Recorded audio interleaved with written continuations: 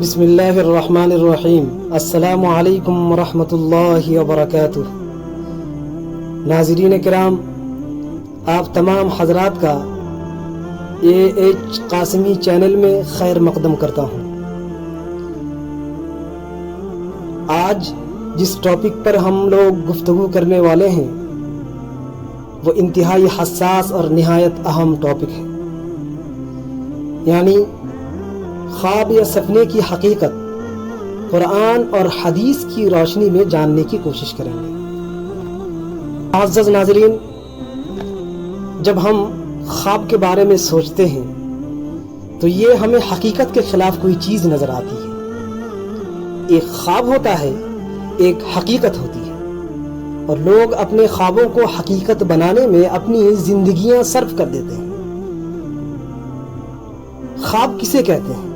ناظرین، ایک جسمانی حس ہے اور ایک روحانی حس ہے۔ یہ خواب ایک ایسی حس یا ایسی فیلنگز ہے جو جسمانی طور پر تو انسان محسوس نہیں کرتا، لیکن جب جسم سویا ہوا ہوتا ہے اس وقت انسان کی روح کچھ محسوس کر رہی ہوتی ہے، اسی کو ہم خواب کہتے ہیں۔ قرآن و حدیث میں جا بجا خوابوں کا تذکرہ ملتا ہے، چنانچہ قرآن کریم میں 6 خوابوں کا ذکر ملتا ہے۔ 3 تو انبیاء علیہم السلام کا خواب ہے اور 3 غیر انبیاء کے ہیں۔ نیز ان خوابوں کی تعبیر بھی قرآن حکیم نے ذکر کیا ہے۔ مثلا حضرت ابراہیم علی نبینا علیہ الصلاۃ والتسلیم کا خواب جو بہت ہی مشہور و معروف ہے، سورہ صافات کے اندر اللہ تبارک و تعالی نے تفصیل کے ساتھ وہ واقعہ بیان کیا ہے۔ حضرت یوسف علیہ السلام کا خواب جو سورہ یوسف کے اندر اللہ تبارک و تعالی نے، اسی طرح سورہ یوسف کے اندر ہی 3 مزید خوابوں کا تذکرہ ملتا ہے۔ ایک تو 2 قیدی جو ان کے ساتھ ایک ہی جیل میں تھے، دونوں کا خواب الگ الگ اور ان دونوں کی تعبیر بھی الگ الگ۔ اسی طرح عزیز مصر یعنی مصر کا جو بادشاہ تھا، ان کا خواب کا ذکر بھی قرآن کریم کے اندر ملتا ہے۔ اسی طرح ہمارے نبی صلی اللہ علیہ وسلم کا خواب کا تذکرہ بھی قرآن پاک میں موجود ہے۔ حدیث کے اندر آتا ہے کہ آپ نے اپنے آپ کو اور اپنے ساتھیوں کو بحالت خواب عمرہ کرتے ہوئے دیکھا، چنانچہ آپ پھر عمرہ کرنے کے لیے گئے اور مشرکین کی طرف سے مقام حدیبیہ پر آپ کو روک دیا گیا۔ چنانچہ بعض لوگوں کو یہ خیال ہوا کہ یہ تو خواب غلط ہو گیا، تو پھر اللہ تبارک و تعالی نے اس خواب کی تصدیق فرمائی کہ یہ خواب بالکل سچا ہے۔ چنانچہ سورہ محمد میں اللہ پاک نے یہ آیت نازل کی، لقد صدق اللہ رسولہ الرؤیا بالحق۔ حضرات صحابہ کرام رضوان اللہ علیہم اجمعین فرماتے ہیں کہ نبی صلی اللہ علیہ وسلم کا معمول تھا کہ عام طور پر فجر کے بعد، نماز فجر بعد جب ہماری طرف منہ پھیرتے تو آپ اکثر اوقات پوچھتے تھے کہ کیا آج تم میں سے کسی نے کوئی خواب دیکھا ہے؟ اس کا مطلب یہ ہوا کہ انسانی زندگی میں خواب کی اہمیت ہے، اسی لیے تو آپ پوچھا کرتے تھے۔ حاصل کلام یہ ہوا کہ خواب ایک حقیقت ہے۔ دوسری بات، اس خواب کا حقیقت کی دنیا کے ساتھ تعلق ہوتا ہے۔ خواب کا تعلق ماضی کے کسی واقعے کے ساتھ بھی ہو سکتا ہے، اسی طرح آئندہ پیش آنے والے کسی واقعہ کے ساتھ بھی ہو سکتا ہے، اور حال کے واقعہ کے ساتھ بھی ہو سکتا ہے۔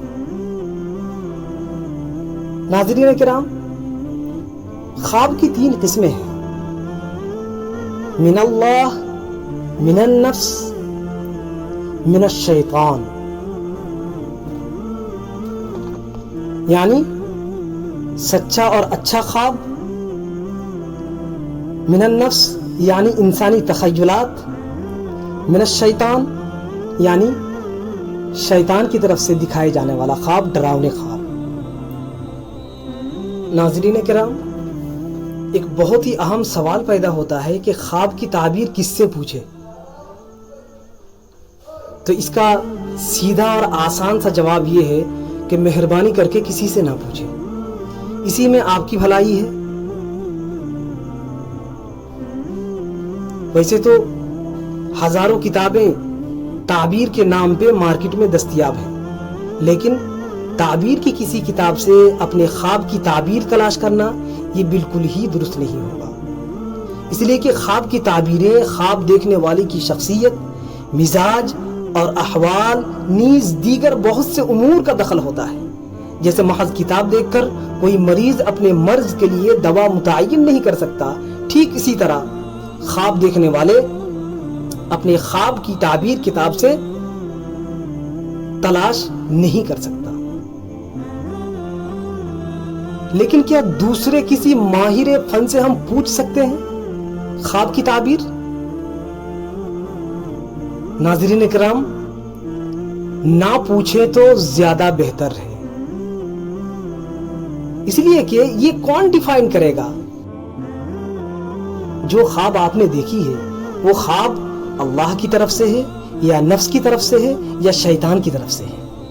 خواب کی کوئی حتمی طور پر تعبیر نہیں دے سکتا جب تک، ہاں البتہ بخاری و مسلم کی حدیث میں اتنی بات ضرور ملتی ہے کہ جناب رسول اللہ صلی اللہ علیہ وسلم نے فرمایا کہ جب کسی کو کوئی برا خواب نظر آئے تو 3 دفعہ اعوذ باللہ من الشیطان الرجیم پڑھ کر بائیں جانب تھوک دے، تھتکار دے اور لوگوں سے بیان نہ کرے، اور اچھا خواب ہو تو لوگوں سے بیان کرے۔ لیکن صاحب، آپ کو کیسے پتہ چلے گا کہ کون سا خواب اچھا ہے اور کون سا خواب خراب ہے؟ ہو سکتا ہے جو خواب آپ کو اچھا لگ رہا ہے وہ برا ہو، اور جو برا لگ رہا ہے وہ اچھا ہو۔ مشہور واقعہ ہے کہ مکہ مکرمہ میں ایک عورت تھی جس کا نام زبیدہ تھا۔ اس نے خواب دیکھی کہ کھانا کعبے کے چھت پہ کپڑے اتارے ہوئے کھڑی ہے اور لوگ دنیا بھر سے آ رہے ہیں اور اس کے ساتھ غلط کام کرتے جا رہے ہیں۔ دیکھیے، خواب تو بڑی گندی ہے۔ اب اس نے علماء سے اس خواب کی تعبیر معلوم کیا۔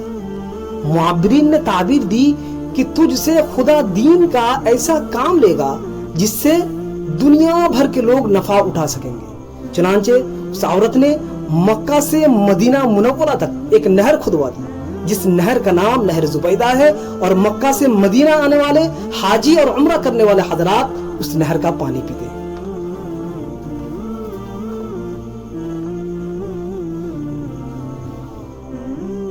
اسی طریقے سے امام المعبرین علامہ سیرین رحمت اللہ علیہ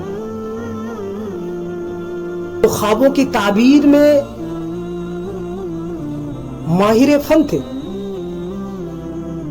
سب سے بڑے معبر تھے۔ ان کے پاس ایک آدمی آیا اور کہا، حضرت میں نے خواب دیکھا ہے کہ چارپائی کے نیچے سے آگ نکل رہی ہے۔ فرمایا زمین کھودو۔ زمین کھودی تو خزانہ ملا۔ 6 ماہ بعد ایک دوسرا آدمی آیا، اس نے کہا کہ حضرت میں نے خواب دیکھی ہے کہ چارپائی کے نیچے سے آگ نکل رہی ہے۔ فرمایا جتنا جلدی ہو سکے کمرہ خالی کر دو۔ چنانچہ کمرہ خالی کیا گیا تو چھت گر پڑی۔ شاگردوں نے پوچھا، حضرت خواب تو ایک ہی ہے، تعبیر دو کیوں؟ فرمایا پہلی خواب سردی کی تھی، دوسری خواب گرمی کی ہے۔